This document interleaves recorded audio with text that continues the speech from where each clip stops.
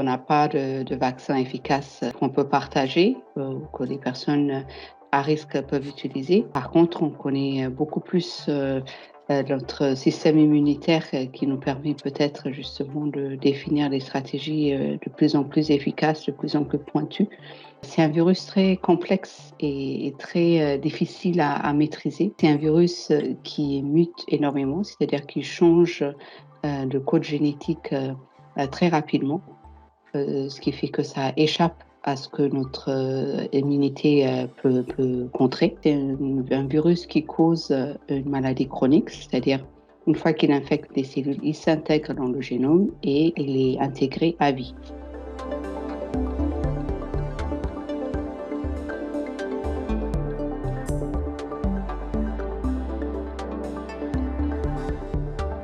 Le coronavirus, c'est un virus qu'on connaissait, la famille était connue et c'est un virus où la plupart des personnes infectées arrivent quand même à contrer l'infection. Au moins 85% des personnes guérissent sans avoir besoin de prendre des médicaments ou des interventions plus importantes.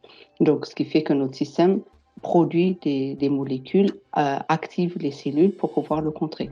Donc, il fallait mimiquer ça en utilisant des bouts de virus qui sont sur la surface du virus, donc le protéine spike, qui a été un peu une stratégie entre guillemets classique, qui ne fonctionne pas pour le VIH. En utilisant justement ces stratégies-là, on n'a jamais réussi à produire des anticorps, des molécules qui sont essentielles pour neutraliser le virus. Donc, ce qui fait, on est plutôt sur des stratégies de plus en plus sophistiquées pour essayer de trouver des moyens d'activer la réponse immunitaire et d'éduquer notre système pour pouvoir le contrer le jour où il verra le virus.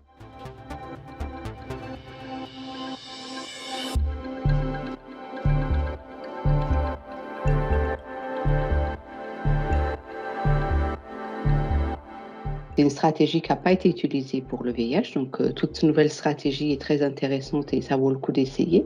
Et c'est aussi pourquoi je pense qu'il y a des essais qui sont lancés en utilisant les ARN messagers dans le cadre du VIH. C'est des essais en phase 1, donc c'est très préliminaire, mais c'est assez intéressant de pouvoir les suivre et de voir si vraiment cette stratégie peut être prometteuse en effet.